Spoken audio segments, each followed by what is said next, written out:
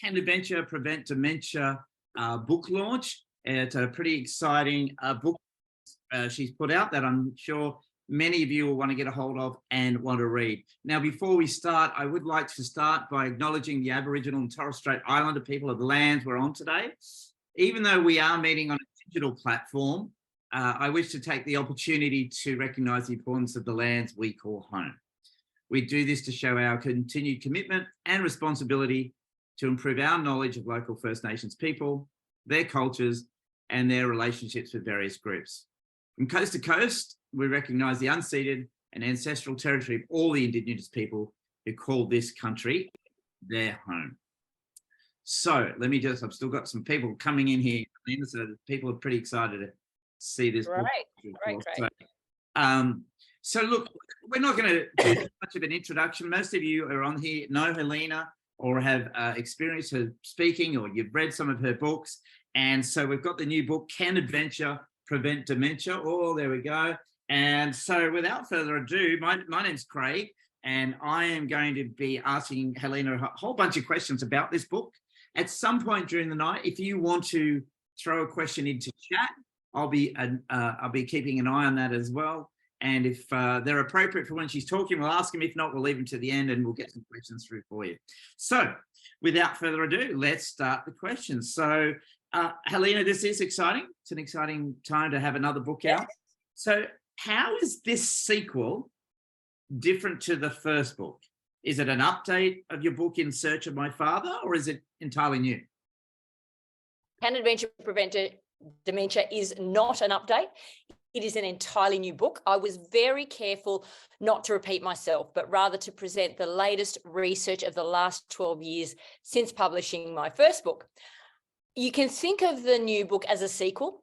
It's a continuation of the story of dad and daughter, but it is a much, much deeper dive into brain health and what we can do about it.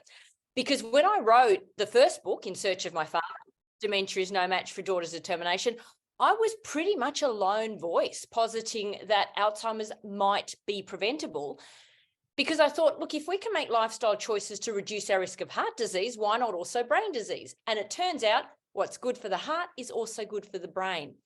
And I even went further and suggested that if somebody already had dementia, they could slow down the rate of disease progression. And I was astounded at how often I was met with accusations of giving people false hope. I just think that's ridiculous. There is no such thing as false hope. Hope is hope. It's not a guarantee. It's a window of possibility. And at least it motivates us to try. And as it turns out, the mere act of trying actually leads to cognitive improvements. And the other reason I just felt I had to write the book, since writing the first book, there have been actual case reports of people turning their dementia around, actually stopping it and improving their brain function so they can resume an independent and meaningful life. So that's a long-winded way of saying my first book established the bare basics of building a better brain, as I pretty much blundered my way through looking after dad. And in the sequel, I think it's a staggering number of neuroscientific advances of the last 12 years to give you a deeper, much more robust and eminently practical guide to not only staving off dementia, but living a more fulfilling life and avoiding all chronic diseases. And you're obviously pumped around this book. You're excited by what you put in this book. There's 523 pages or something in there. So you've got some amazing... 625 pages. How much? 624 pages. So what fueled the fire to write this book? Another book on dementia? The fact that most doctors, GPs, neurologists, geriatricians, and so-called top dementia experts, not all of them, but most of them, if they diagnose you with any form of dementia, you'll still have the experience of diagnose and adios. You'll be told there's nothing we can do. You'll be told to get your affairs in order now because things will only get worse. Actually, if I come to think about it, they're absolutely right. There is nothing they can do because they're not informed of the latest research, but there's a lot you can do. I really can't fathom why doctors are so in the dark about this. Yes, most of them don't have the time to read up on the latest research, And it said that it can take 20 to 40 years for the scientific discoveries to filter down into medical practice. And it hasn't been 20 years yet. And I think the other thing too, the medical profession is very, very slow to change, and especially when it comes to established dogma and practices, because they don't like to be wrong. But again, that's silly too, because science is ever changing. That's the whole nature of it. The whole point of science is to keep making new discoveries. So I just felt absolutely compelled to write a book to overturn the misinformation, the misconceptions, the stigma, and the helplessness that surrounds all age-related diseases, and especially those that affect the brain. And the other thing that I kept just really distresses me is that dementia is currently the #1 cause of death in Australian women and the second most common cause of death in men, but it doesn't have to be this way. We now know that we can more than halve our risk of dementia, and in many cases stop it in its tracks. And the best news of all is that all the factors that improve brain health, they're synonymous with a more joyful, meaningful, socially connected life. It's a happy ending story, so I had to write it. If it was a sad ending story, I wouldn't have written it. Yeah. So what is the biggest misconception people have about dementia then? I think that there's nothing we can do and that it's incurable. And my advice is, when someone tells you something is incurable, it means that it's curable from within. So the biggest misconception is that dementia is an end point. It's not, it's a starting point. A woman actually said to me once that her diagnosis finally gave her permission to prioritize what was important to her and to pursue her long buried passions rather than putting everyone else's needs first. And as a result, her life became more meaningful and she became healthier. So give your brain a life-affirming, personally meaningful reason to stay sharp, and it will. Don't wait for a diagnosis to start listening to your heart. Listen to your heart now, and you'll touch other people's hearts more than you could ever imagine. And Craig, on that note, I'd like to share a story I was emailed just this afternoon that I didn't have time to send you. Yeah, sure. I found it very moving, and I think it makes a really critical point.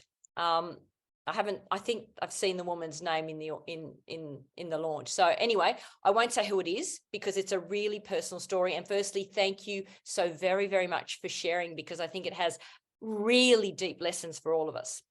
So here she writes, I'm a 35-year-old woman who takes an active daily role in eating nutritionally dense foods, all prepared at home. I keep my refined carbohydrate and sugar intake to a minimum. I intermittent fast and I eat 2 meals per day. I prioritize sleep and I'm physically active 5 to 6 days of the week. I can't fault that. That is just perfect. But then she goes on to write, I don't have much of a social life and I lack in having any meaningful connections. My main drive and purpose is taking care of my elderly father and disabled brother and ensuring I'm at my best health to do so. However, I do feel like I'm missing an element of fun and enjoyment. I haven't laughed in years, and I do get down at times. I tend to keep to myself and feel like there's no spark or zest in my life. I've felt this way for the past 15 years. I find it hard to make substantial and meaningful friendships. My first question is, what can I do about this? My second question is, how do I improve and strengthen my memory and recall information?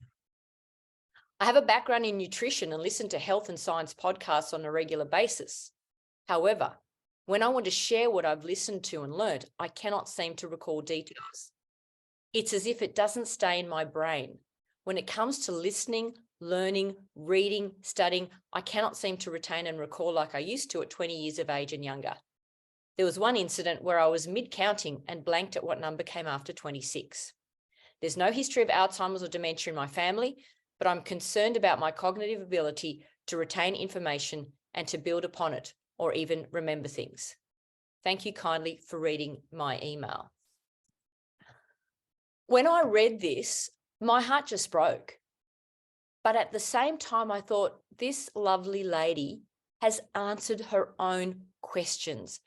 And she actually points to the most important thing in maintaining a healthy brain and body. I'm going to give everyone here a moment to think about it, and feel free to type in your answer in that chat box. What do you think is the biggest, barrier to this lady's health, and particularly brain health and memory? I mean, you don't have to type an answer, but feel free to do so. Social connection is what we've got so far. Yes.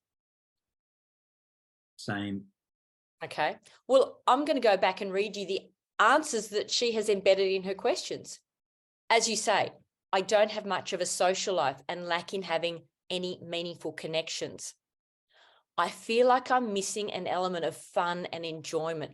I haven't laughed in years and I get down. I tend to keep to myself and feel like there's no spark or zest in my life.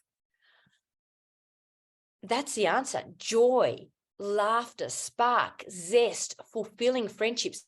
These things are more important than diet, exercise, sleep, intermittent fasting, yoga, anything you care to mention. The other thing I'm hearing in this lady's story is that everything she's doing is for her father and brother, not for her. If I can speak personally to the lady, you're not exercising so that you feel better, but so that you're better for them. So to answer your question, what can you do about this? There is no simple step-by-step answer, but what I would suggest is you might like to start by asking yourself, and everyone start to ask yourselves, am I living out what is expected of me or what I think is the right thing to do? Am I doing what I truly want to do? Where do you derive your sense of value? You have value just by being you, not because you're a diligent carer for your father and brother. Do you enjoy your caring roles? Do you find joy in it? Is it something you've truly chosen, or have you simply found yourself in this situation and you don't feel you have a choice? I chose to look after Dad, and I made it work in a way that did still bring us both joy, because otherwise I wouldn't have been in. If I wasn't happy, I just couldn't have made a positive difference to Dad. To this lady, I say, your greatest gift to your father and your brother and the world is your joy, your zest, spark, enthusiasm, energy, love of life, the very things that are missing from your life. And that's why we're actually all here in this world, to discover our joy. I don't mean chasing superficial pleasures, but finding true meaning in connecting and contributing to others. But that contribution to others has to be not out of obligation, and it can take many different forms. And the greatest form of contribution is a joyful you, an exuberant, a fulfilled you. So please, I ask everyone, don't be afraid of pursuing your dreams, even if it's just little by little. Now, how you do that, when in this case, every moment of the day is consumed with two people who are dependent on you, yes, it is a huge challenge, but you have to start by deciding that you're important enough to try and figure it out, to commit to finding small sparks of joy every day. So maybe start, simply by seeking out little things that fill you with awe and wonder. Look at the setting sun. Gaze up at the moon, at the night sky. The snow bush outside your window. I say that because I've got a beautiful snow bush outside my window. And awe and wonder actually change our physiology. There have been scientific papers, there have been books written about the importance of having that. Oh my gosh, I do have a beautiful bunch of flowers here on my table as well. What a beautiful freesia that is. And just taking the time to notice the detail and smell that delicate, elegant scent and just be totally in the present moment. The other thing that may help this lady who, if you're just so consumed with caring for others, I would suggest create a gratitude box and a laughter box. And this is just to remind you to seek out every day just one little thing to be grateful for and one thing to laugh about. And when we do this, we would write down things that were funny. And sometimes I made something funny because I had a laughter box that I wanted to fill. And paradoxically, when you do have more joy, when you do give yourself more, you'll just have so much more to give to the other people in your life. So deepening our appreciation for life needs to be our driver for life in everything we do. The other final thing I would suggest to this lady is, can you change the attitude you bring to what you do? This lady said, she exercises, she cooks meals from scratch. So my question is, what is your experience of exercise? Do you feel connected to your body? Do you feel freedom in movement? Do you find exercise enjoyable? Because as Henry Miller said, sometimes our destination is not a place, but a new way of seeing things. And we actually create our experience of life by what we tell ourselves about whatever situation we're in. This lady says there isn't much fun in her life. For me personally, going to the gym is a fun social experience.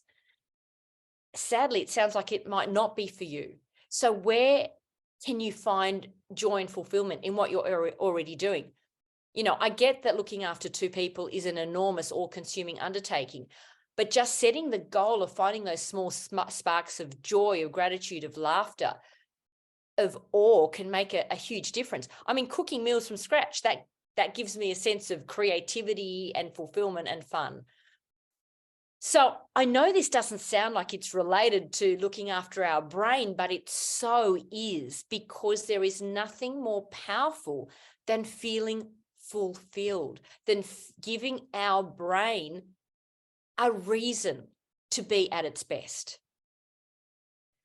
And in answer to the lady's second question about, how she can improve her memory, I could give you all the strategies in the world, to recalling what you learn and study, but they actually won't make a dent of difference unless you address the bigger issue of your personal value and that you are worth taking some time out to give joy to, because you're already doing the strategy stuff, the sleep, diet, and exercise.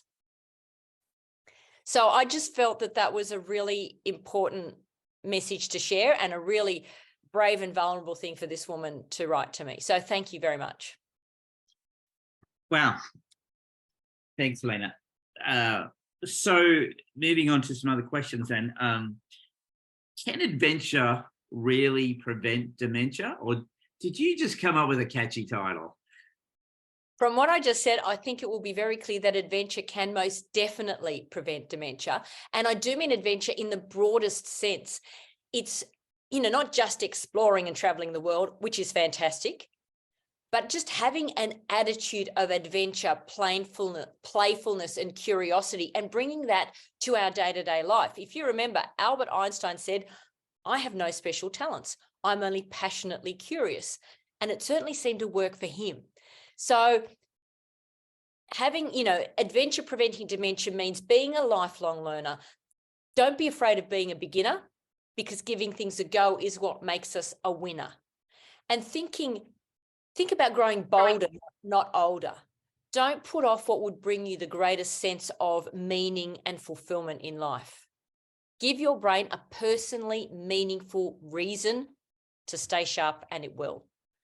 And even after diagnosis, approach people with dementia with a sense of adventure, because they can still contribute to society, even well into the disease. We just can't be dismissive of anyone.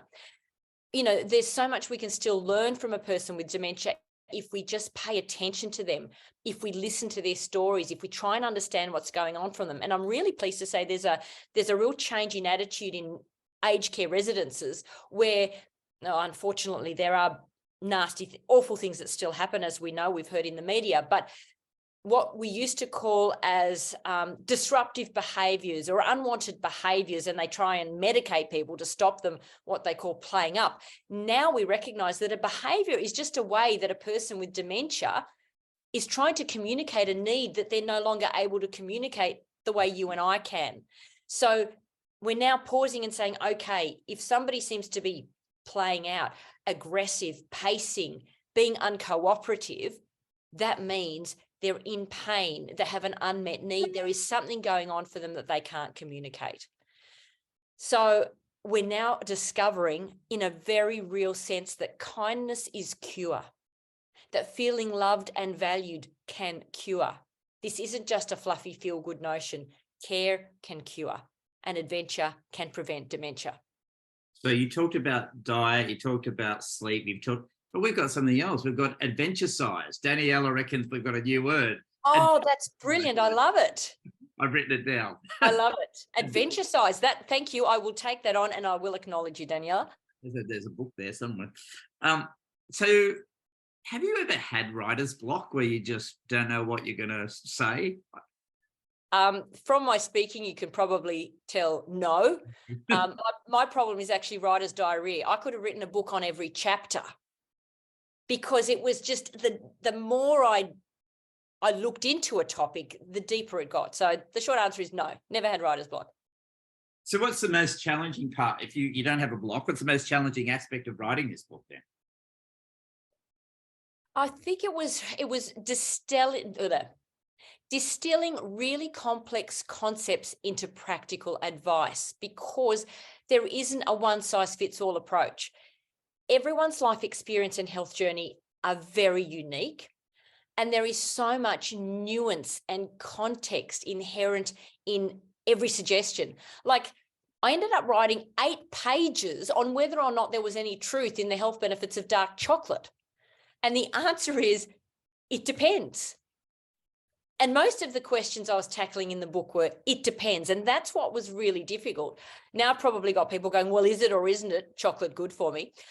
Well, as I said, it does depend. Firstly, do seek out dark chocolate with the highest concentration of cacao that you can stomach. But, I've worked my way to the 90%. But here's the catch. The chocolate must not be alkalized, or the term for it is Dutched. And most chocolate labels won't say that. Now, what it means is cacao is acidic, and it's the acid properties that actually convey the health benefits. They provide it's the acidic phytonutrients in the chocolate that are actually healthy for our heart and healthy for our brain. But because it makes it bitter and less palatable, a lot of chocolate manufacturers will add an alkali to neutralize the acidity. And yes, it might taste smoother, but it takes away the health benefits. So I've actually contacted, emailed my favorite chocolate suppliers and asked them which of their chocolates are and are not alkalized. And I've got an answer, and so I'm sticking to that. And obviously the least amount of sugar that you can tolerate as well. But, I've worked my way up to the 90% stuff, and it tastes wonderful now. When we met a couple of weeks ago, I think I was on the 70%. I think you've got me up to 85 thus far. Fantastic. So enjoy that. So, this book, you're teaching people stuff and you're trying to share as much knowledge as you can. And obviously it depends on all sorts of different things. What was the most surprising thing you learned about the brain while writing this book? I think probably the extent to which our beliefs affect our brain and our biology. There's so many ingrained negative limiting beliefs that we take for granted. There was a great study that showed that we are actually taught how to age by the culture that we're in, the people that are around us. So, for instance, if you had sprightly grandparents, you are more likely to be a healthy ager yourself. And that's not because of genes. That's because as you were growing up, you saw that old age was associated with your grandparents going on cruises, with traveling the world, with having more freedom, with not caring what other people thought, with, dressing the way they wanted to dress, with getting up when they wanted to get up. And that was a positive picture of aging. So you felt that when as you age, as you retire, there's lots to look forward to. Whereas people who grew up visiting their grandparents in nursing homes, they tended to have a picture of decline as they aged. And sure enough, studies have followed these people and found that if you believed aging was associated with fun and travel, that tended to be the direction you would go. And if you learnt from your family of origin and from your culture that aging was associated with decline, you are more likely to get frail, have heart disease, and have memory loss as you aged. they also did there was another really interesting study where they looked at comparing a deaf community with a mainland China community with an average American community. And they tested all their memories first in youth, and they found everybody had pretty much equally good memory. But when they tested them with age, the mainland Chinese people and the deaf people had better memories than the average American. Why? And it wasn't necessarily a difference in diet. It was because apparently the deaf community and mainland Chinese don't associate aging with memory loss, whereas the average American does. Oh, yeah, sure. Of course your memory goes down as you age. Whereas the Chinese were going, no, it doesn't. You become wiser as you age. So just layer after layer, I found that what we actually believe about aging influences how we age. So the first step in aging better is to feel better about aging. And this is a tough one because, you have to ask. So I think, when we finish this conversation, everyone think about, how do you think about aging? How do you expect you'll age? And just understand that you've got to fill yourself with positive role models. Judi Dench, look at people who you admire, and just go, this is not only possible, but this is the norm. Decline is not the norm. It's just what our culture has made it. So that's probably the most surprising thing I learned, the importance of having a positive attitude towards aging. Yeah. I played a lot of cricket, and I never scored 100 playing cricket. I went close, but I said I'm going to score 100 in life. That's been my mantra for some time. So hopefully with that positiveness, I'll get there. Are there any immediate consequences of ignoring our brain health? Or is it just a matter of preventing decline over time, which you kind of just touched on a little bit? Yeah, look, obviously, when we're young, we can get away with a lot more. However, what I have noticed, myself and other people, ignoring our brain health has the effect of putting a dimmer switch on life. We're just not able to experience life to the fullest. We're not able to perform at our best. And it also means that if we ignore our brain health, because our brain and body are interconnected, we're also going to start to feel diseased in our body. And I think we live in a society where we've set the bar very low for what it means to be healthy. So we don't even realize we're performing under par. I think if we start to become more brain healthy and implement, all the strategies in the book, starting with the meaning and purpose and social connection, it's suddenly like turning the lights on, and like life is brighter, life is more colorful. So I think life is duller when we ignore our brain health. So I guess, some of the people that are on here are aging, and as we all do. But what are some of the early warning signs that indicate our brain is actually not operating at its best? I think there are both mental and physical signs. So the mental signs would be just having low energy, maybe a bit low mood, feeling disconnected, unmotivated, feeling stuck, not feeling as sharp as you used to be, having a sense of brain fog. So those are the kind of things, not being as sharp and quick as you used to be. So that would be a start. But also, very importantly, having any inflammatory condition, really keep on top of gum disease, because the bacteria that cause gum disease, called Porphyromonas gingivalis, can actually travel to the brain and damage areas involved in memory and learning, particularly the hippocampus.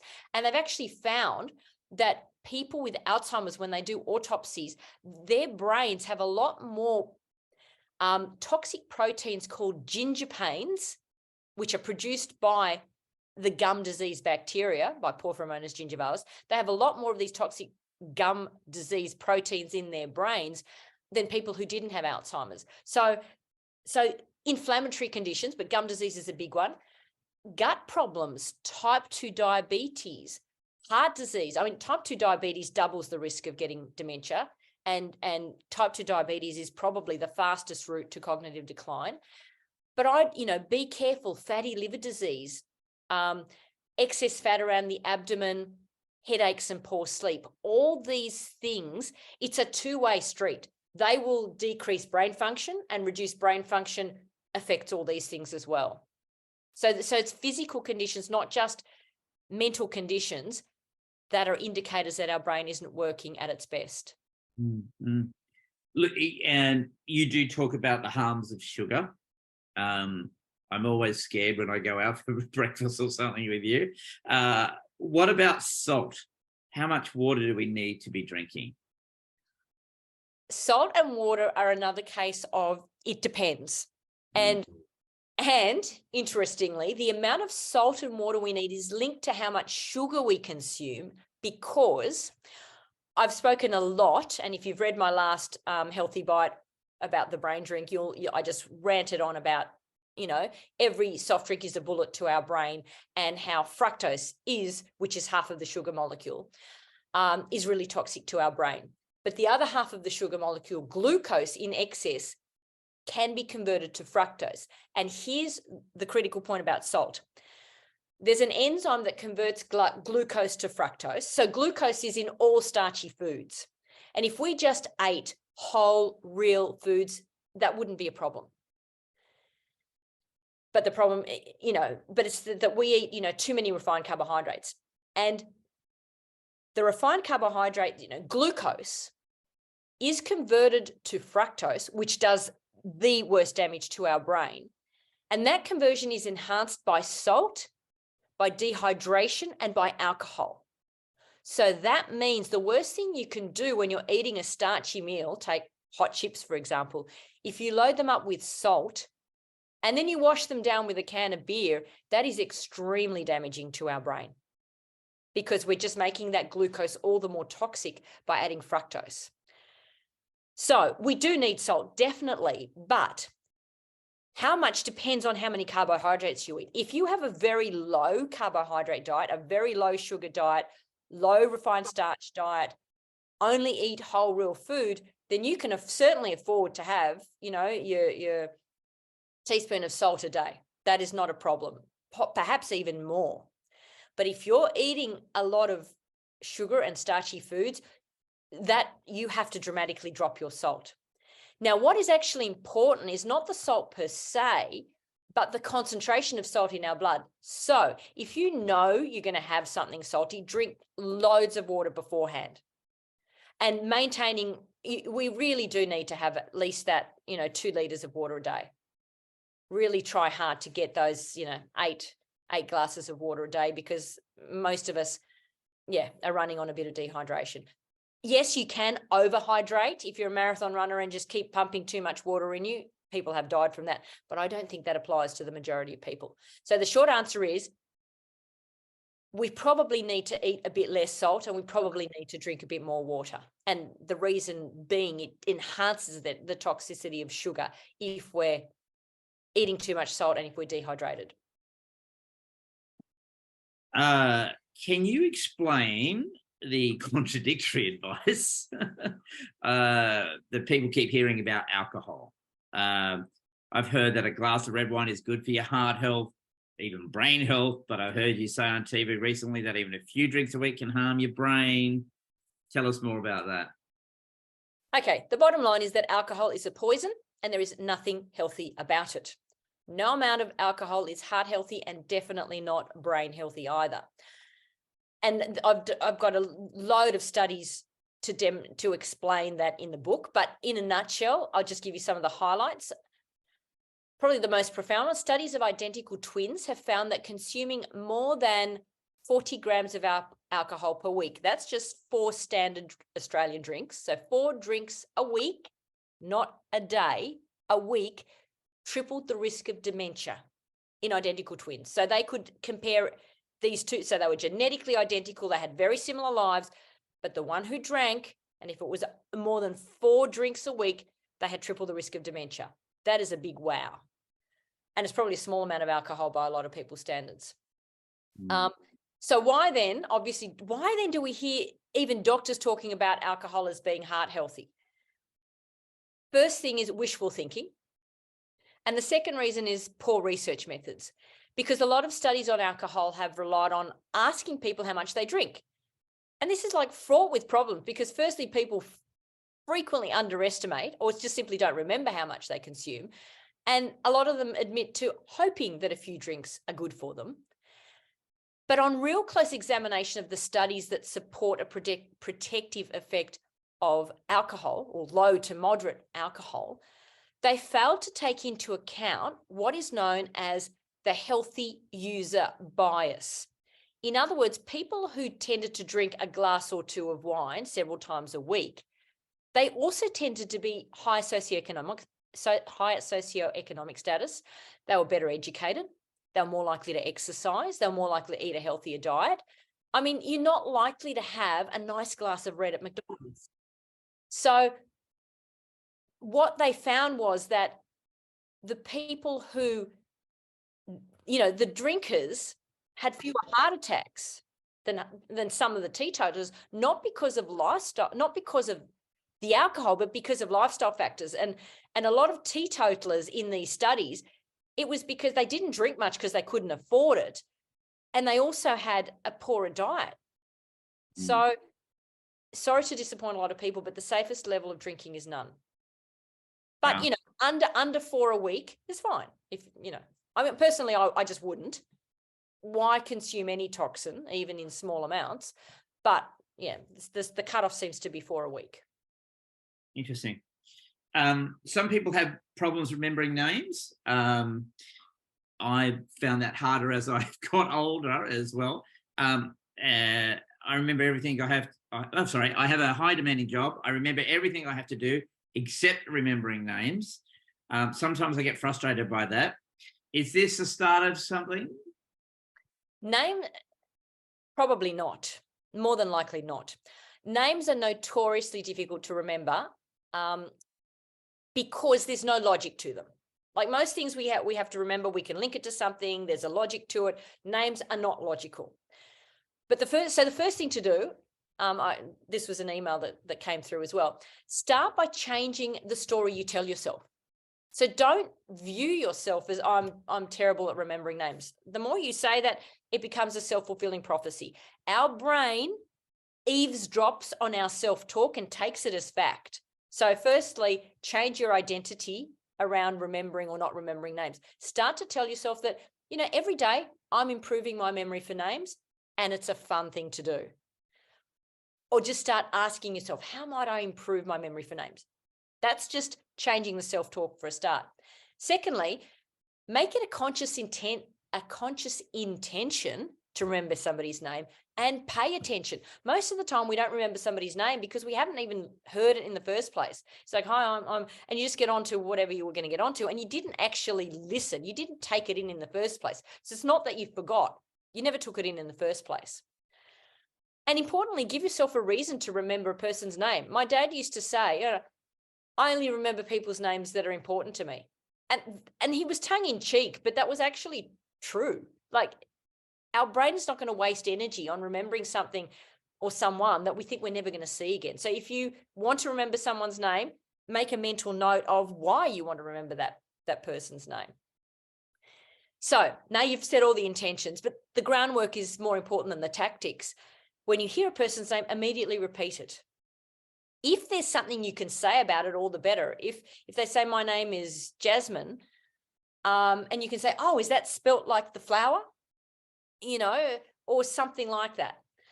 Or you might say, oh, if it's an unusual name, that's a really interesting, beautiful name. Where does that come from? The fact that you've used their name in conversation will make it helpful. And then this is the really powerful thing. In your own mind, immediately link that person's name to something you observe about them. Something quite permanent. If they have a particular style of hair, or something about the way they speak. Let me think. Let's just say somebody's name is Belinda. Okay, her name is Belinda. So immediately look at something about her that will remind you of the name Belinda when you see her again. And it might be, okay, she mentions that. Oh, I can't think of anything right now because if the person's in front of me, I can. But maybe she's wearing she's wearing linen. So there's a linen in Belinda. Now she might not wear linen again, but at least for that night, Belinda, the linen wearer, and sort of make it as funny and silly as you can. The visualization. Alana Banana. Sorry? Alana Banana, somebody's just said. Yeah, why not? Why not? It's just something that rhymes or something that's memorable. But create an image of Belinda sliding belly down a slippery dip. That's just so that every time, and you picture her belly down on a slippery dip. Yeah, look, if I can throw something in there, it's about association. Yeah. So this is stuff that I've taught that you've been in some of my programs with, is associate that person with something that so this is a person you don't know, you associate it with something that you do know. So somebody says, right, Belinda, a bell, Yes, it doesn't exactly. have to be an association that's kind of out there. It can be as simple as a bell or Alana Banana. It can be a rhyme, whatever it takes for you to associate that person with something. There may be something in their outfit that looks like a bell or whatever you say. Yeah. So, or bright Belinda. There's another one. So yeah, exactly. Just while we're on this, because we're going to talk about declining memory in a second, but I've got a question here that says, can you discuss the difference between short and long-term memory? And what does white spots in the brain indicate? My doctor said it's normal for people over 50. On my MRI, I don't have any. Is that a good indicator of brain? Well, there's slightly difference there, but maybe if we... They're two different questions. I'm happy to answer them both. Yeah. Short and long-term memory, there is no one single region of the brain. Sorry, I just got a cramp in my leg.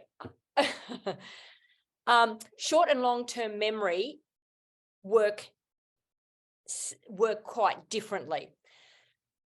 Short-term memory is something that is for our immediate use, and if we decide that it's important enough, it'll eventually get consolidated into long-term memory. We can improve remembering something in the short term by having a good night's sleep, after we've tried to memorize it. And once something is in long-term memory, it's going to be pretty stable for a very long time. But the short-term memory is still competing with a whole lot of other things that are going on in our life. So unless we repeat it, or unless it has particular emotional significance, it will disappear. Do you want to answer this question now about white spots? Because you're about to go into another one about declining memory. Where do you want to head? I'll just answer quickly. There is an MRI finding that's called white matter abnormalities. It is very, very common in the white matter of our brain. It may indicate some problems with the blood vessels in the brain. It does tend to increase with age, but it is not necessarily a sign of anything untoward. So I personally, if I see it in somebody's MRI, unless it's gross and it's like seriously the whole, there's a lot of it, I wouldn't mention it, because it is quite common and it's not necessarily of significance. Cool. What's your advice for people who are worried about coming back to memory? They're worried about declining memory, or they aren't as sharp as they used to be. Where do they start? It's really tricky because, as I said, it isn't a one-size-fits-all approach. But I would start by really simple stuff, ruling out any obvious, easily reversible conditions. So, okay, you're starting to worry about memory loss, check your hearing, because midlife hearing loss is a major risk factor for developing dementia and declining cognition for a whole range of reasons. Go to your dentist. Check whether you've got gum disease or plaque or something that's going on that you haven't really noticed. Check all the medications that you're on, because particularly as we get older, we become more sensitive to medications and to their side effects, because our liver and kidneys are not as efficient at dealing with toxins. And also, we have a less tight blood-brain barrier, which is the barrier between our brain and our blood. And that means that undesirable things are more likely to enter our brain than they used to when we were young. So do not, under any circumstances, abruptly stop any medication, but be aware that there are many different medications. Probably one of the most common what are known as anticholinergics that definitely have been found to impede brain function, particularly as we age. And that includes both prescription and over-the-counter drugs. So things like antihistamines. Not all, I'm going to list a couple of classes of drugs. Not every drug in these classes is an anticholinergic. So check with the description, or just go and see your doctor and say, is my medication an anticholinergic? And if so, can I switch to something that isn't? So this includes some antihistamines, some antidepressants, some cough medications, and a lot of anti-incontinence drugs. So yeah, find something that doesn't have anticholinergic properties. So that's another thing that's possibly an easy fix. Check your thyroid function, because an underactive thyroid will increase the risk of cognitive decline. Check for iron deficiency, folate deficiency, B12 deficiency, vitamin D deficiency, magnesium deficiency. They're big ones. Are you a snorer? Do you have obstructive sleep apnea? If you are concerned at all, get a sleep study. Sleep deprivation is a huge, it erodes brain function at any age, and that's getting less than 7 hours a night for most people. Like the average amount that we need is 7 to 9 hours. And, less than 6.5 hours a night consistently, not when you've got a young child, not for just a couple of years of your life, but we're talking for decades of your life, as was the case with Ronald Reagan and Margaret Thatcher, who both got Alzheimer's and both bragged about how little sleep they got. But it has been found that less than 6.5 hours sleep consistently over a period of decades, 30% higher risk of dementia. And that's because during sleep, the other reason we function poorly when we're sleep deprived is because during sleep, that is when our brain detoxifies and flushes out the very proteins that start to build up in Alzheimer's. Another thing to look out for, this is, if you start to worrying, check whether, are you suffering a lot of stress? Are you depressed? Because stress and depression are big risk factors. And then there's quitting soft drinks, the obvious. Do an assessment of your diet. Are you eating too much sugar? Are you relying too much on convenience foods? Even if they look seemingly healthy, if it's in a box, 99% chance that it's not healthy. There are very few potentially healthy microwave meals, but very, very few. Assess your alcohol consumption.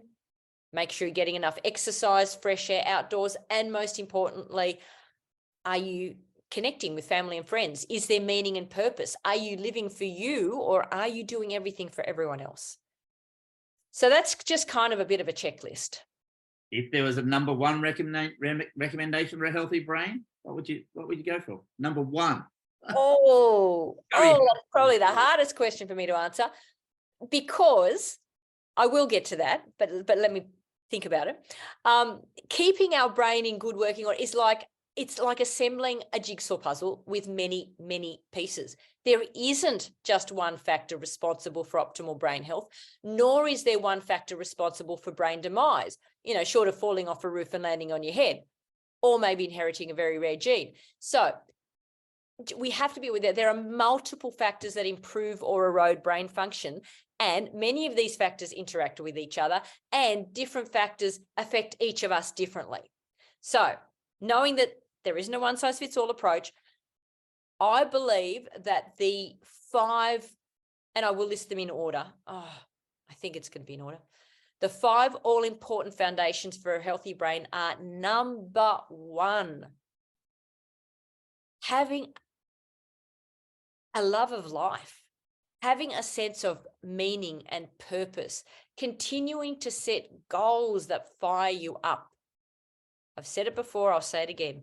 Give your brain a reason to stay sharp, and it will. Fill your life with joy and laughter. I put this at number 1, and then everything else you do is to serve to make this happen. So the second thing, and that's because it feeds into meaning and purpose more than anything else, is cultivating good supportive relationships in our life. You know, there was a 75-year Harvard study, and it's ongoing. 75 years they followed Harvard University graduates, and they wanted to ask the question, what is the greatest predictor of a long, healthy, happy life? And they seriously looked at everything: smoking, alcohol, exercise, diet, socioeconomic status, career success, the whole bit. And by far and away, the researchers couldn't believe it. And there's been a book written about it by Robert Waldinger, if you want to look him up, and he's done a TED talk.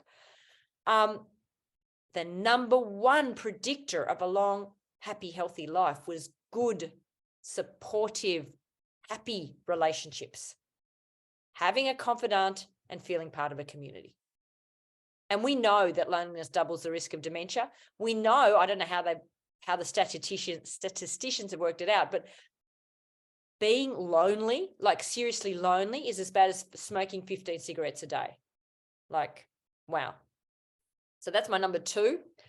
My number 3 would be getting consistent, good quality sleep of 7 to 9 hours, which we've just discussed. And that's because if we're sleep deprived, everything else is harder. You can't be bothered exercising. You're too tired to exercise. It changes our, it increases our hunger hormones. It increases our desire for sugary food. So everything is too hard and a downhill slide with sleep deprivation. Number 4, regular physical exercise. And that includes both aerobic exercise, so running, jumping, swimming, cycling, dancing, something that gets our heart rate up, 20 to 30 minutes on most days of the week. I'd say 5 to 6 days of the week.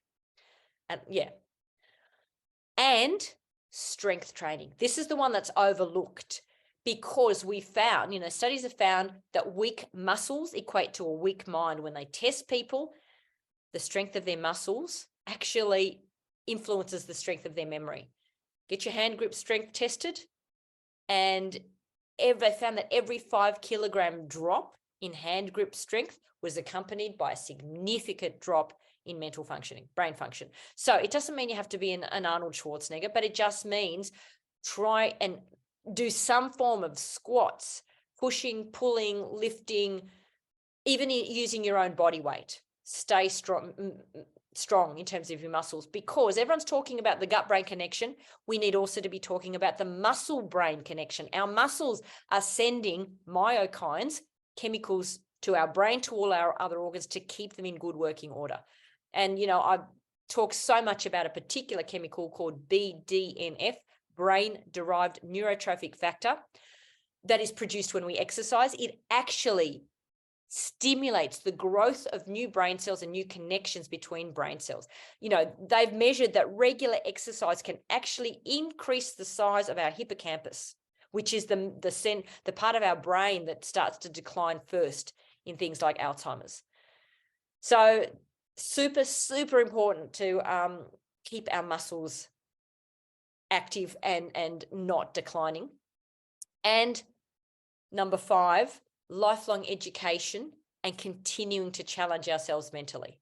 When you retire from work, do not retire from life. Take up new hobbies, new skills, new languages, new musical instruments, whatever lights you up. I love your number 5 ones. Okay. I've heard that new drugs have recently been approved to treat Alzheimer's. How do they work? Are they a cure? Yes, 2 drugs have received what's known as accelerated approval in the United States. And what that means is the doctors can prescribe them, but the drugs need to continue to undergo testing to prove definitively that they work. And they're currently being considered for approval in other countries, including Australia. However, the drugs are not a cure. Just for the record, the drugs are called aducanumab and lecanemab, and a third drug is still being trialed, and it is called donanemab. They're all monoclonal antibodies, and they work by binding to abnormally folded amyloid proteins and clearing them from the brain. And amyloid proteins are in the brain are the hallmark of Alzheimer's. There's no doubt that amyloid is seen in the brains of everyone with Alzheimer's to a greater or lesser degree. So here's what the drugs do. The drugs are brilliant at clearing amyloid from PET scans, up to 80%. So you take these drugs, it will get rid of the amyloid in your brain. However, they make very little difference to your actual functioning. They at best, one of the studies found that they slow a person's decline. They don't stop decline. They don't even improve anything, but they slow a person's decline by up to 27% at 16 months of treatment. So you're just slowing down the decline marginally in some people, not in everyone. So if we do the maths, at best, after 2 years of monthly intravenous infusions and regular MRI scans, because these come with side effects, you might have slowed your decline by 7 months. Not improved, just declined more slowly. So my short answer is going to be these are hideously expensive. I think in the US, they're around about $28,000 a year. If you gave me $28,000 to spend and I had Alzheimer's, I would spend that money on a personal trainer, on a personal chef, on social connections, on traveling the world. My personal opinion from reading literature is I just think the drugs we're chasing a dead end. I really do believe that. We're getting rid of amyloid. We're treating the scan. We're not treating the person. Wow. Hey, we've hit the hour mark here, Helena, and we do have a few more questions to go. Is there, I'm looking at a couple here that I think would wrap this up quite nicely.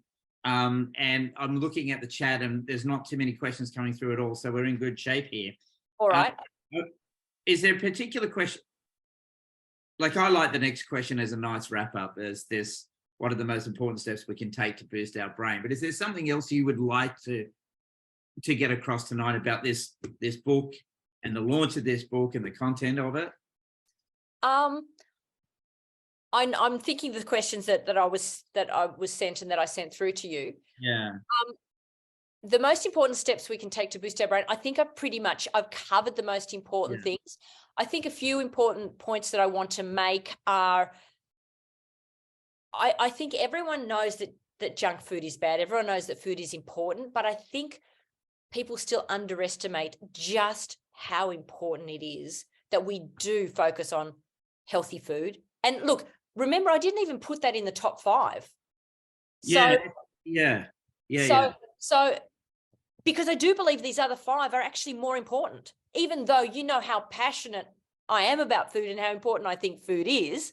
Well, you speak about the ketogenic diet as a treatment for Alzheimer's. Yeah, I do want to talk about that actually. Yeah. So basically, the first point is that everything we put into our mouth does affect our brain. And I think as long as we continue to label toxins as treats, we're going to feel we're missing out when we're not eating a bit of junk and a bit of sugar here and there. And I sound extreme because we have megalithic companies that are marketing toxins as treats and normalizing eating complete rubbish that isn't even food. It's edible, but it doesn't fulfill the criteria of food, because food is something that nourishes us, that helps us grow, that helps us function, that helps us think more clearly, that gives us lasting energy. And junk food does none of that. So so you will read in the literature that the Mediterranean diet is the best way to go. And basically, or the MIND diet or the DASH diet, forget all that. Just eat whole, real food. Eat food that is from the land, from the sea, from the sky, or from a tree. Not from a packet, not from a tin. If it comes in a box, I'd throw it in the bin. Of course, it is more nuanced than this, but if in doubt, give the product a miss. That is the top dietary advice I can give you. But there is a problem there in that people don't even recognize what is whole, real food, because there's so much that's marketed as natural, organic, wholesome, healthy that is actually not. here's my biggest tip in terms of choosing food. When you go to the supermarket, just pick stuff that's not packaged, if possible. But if you must go for something packaged, the front of the pack is fiction. Front is fiction, back is fact. Learn to read the ingredients. And if there's anything you can't pronounce, if there's anything you can't understand, if there's any chemical, any number, anything you wouldn't cook with at home, just don't pick it up. Because it isn't just the sugar that I bang on about. It isn't just the vegetable oils, which are highly inflammatory and toxic: sunflower oil, safflower oil, canola oil, rice bran oil, soybean oil, cottonseed oil, which I don't actually know anyone who cooks with any of those, or very few. They'll probably say, I don't use those oils, but it's in everything that you buy that's packaged, every frozen packaged meal, just about. Every mayonnaise, every dip, every biscuit, everything that's packaged that has any fat in it is going to have a harmful fat. Unless it costs, like if you find a mayonnaise that costs like $20, as opposed to, I don't even know how much mayonnaise costs because I don't buy it. But if you find something super expensive, that is the only time it might have good oils like olive oil or macadamia nut oil or avocado oil in them. So what am I trying to say here? People don't realize what's real food anymore because we've got these big companies that are marketing junk as food. Okay, so just try and stick to the real whole food and cooking from scratch. However, if you have already started to experience a chronic inflammatory disease, type 2 diabetes, fatty liver disease, any form of insulin resistance, heart disease, and particularly any kind of neurodegenerative condition like Parkinson's disease, like Alzheimer's, like epilepsy, this is when you actually need to go a step further than just a healthy diet. The studies and the research has now shown that what's known as a ketogenic diet can actually reverse brain decline and fatty liver disease and type 2 diabetes and heart disease. Why?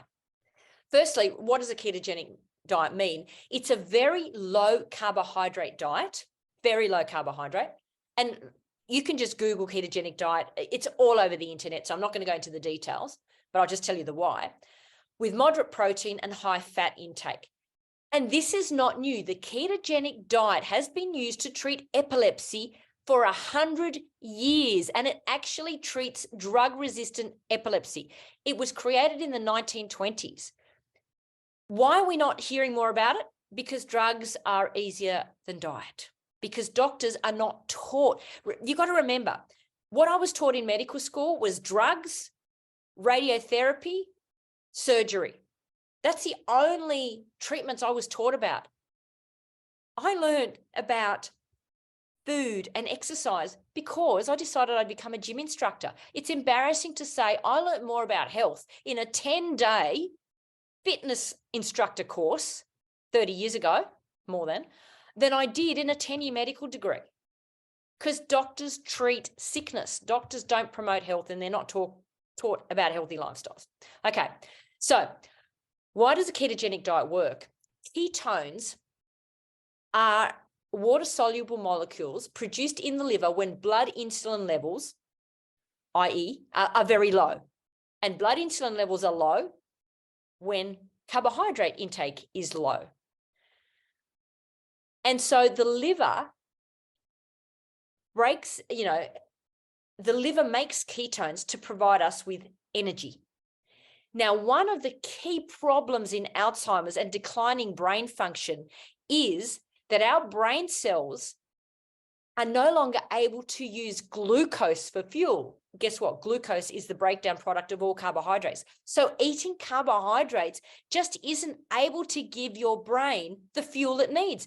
It simply can't use it anymore. And the reason for that is very complex, but the bottom line is the brain is not able to use glucose for fuel. You have to give it something else for fuel.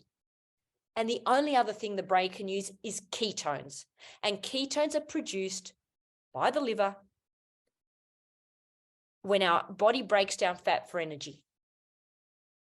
So we need the proteins, but we also need to have enough fat to provide our brain for fuel. And the other thing about ketones, not only do they provide our brain with energy, they are also what is known as neuroprotective. They reduce inflammation, they reduce oxidative stress, they reduce amyloid levels in the brain, which these $28,000 drugs are designed to do. And they enhance mitochondrial function, which are the organelles in our brain that produce energy. So they will actually help your brain use glucose for energy. And remember I said BDNF was produced when we exercise? BDNF is also produced through ketones as well.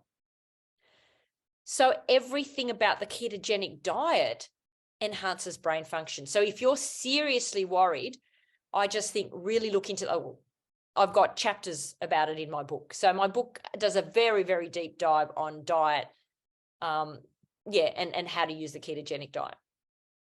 So did that make sense? Because it's a really complex topic, but did that make sense? Yeah, no, absolutely. So in closing, the book is on audio yet or not? About to be. I'm about to receive the audio file to be the final listener before I release it. So let's just say it'll be available in another month.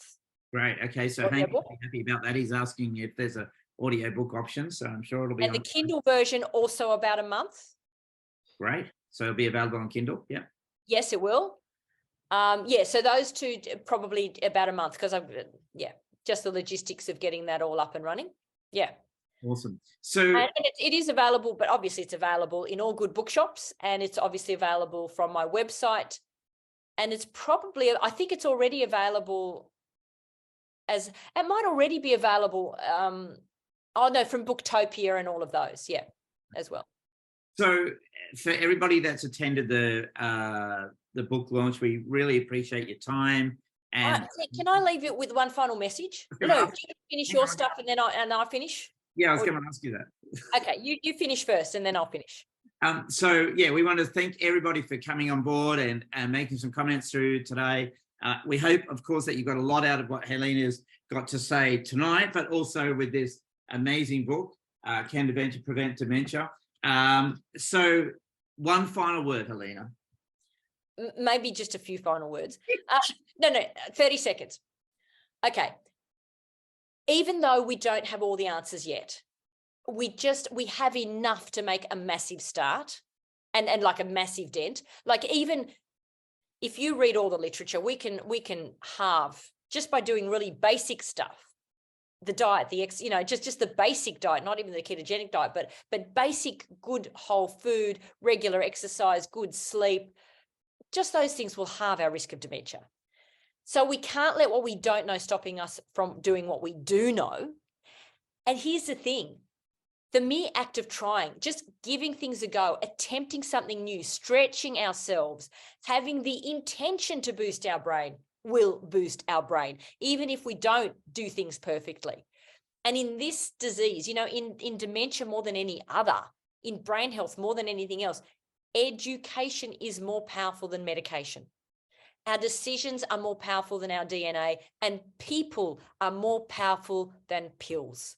So I want to leave you with the thoughts of two great minds, two of my favorite great minds. Firstly, Michelangelo taught that the greatest risk a person can take is not to aim too high and miss, it's to aim too low and hit.